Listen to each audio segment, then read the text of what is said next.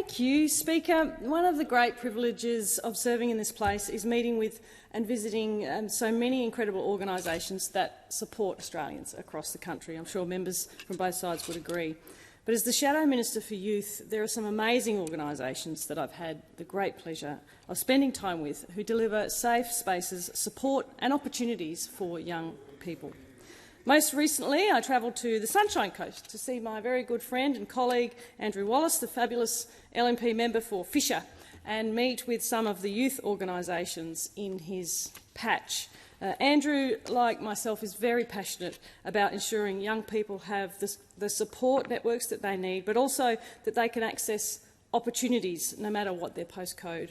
And I had the pleasure of starting the morning with a trip to Caloundra State High School, and I want to give a shout out to those very smart and very switched on high school students, some of whom came into school that day on a student day off to especially meet with us, and I thank them for coming.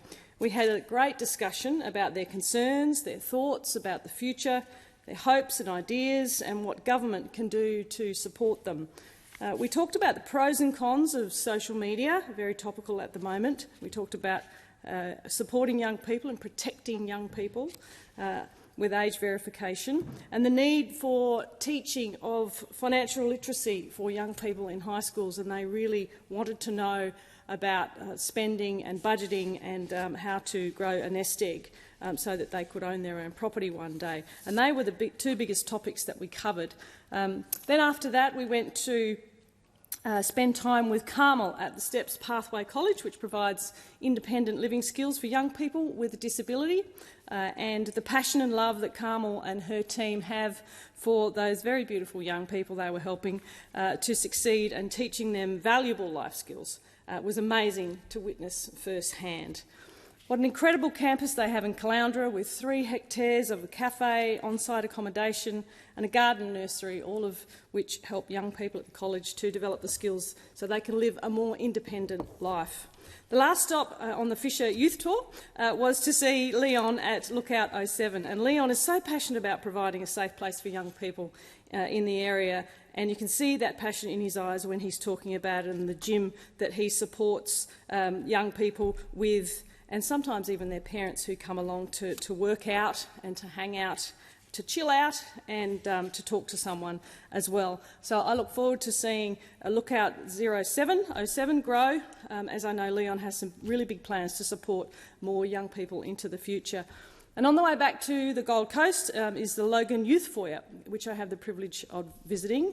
And I'd like to give a big shout out to Malia and Percy, 2 young people who currently live at the foyer and were generous enough to share their very special stories and struggles with me, very personal indeed, and so I thank them. Youth foyers around the country provide accommodation and support for young people who are at risk of and are homeless, and they do an amazing job to help the youth of our nation. So thank you to Youth Foyer. I'm lucky enough actually to have one in my own electorate.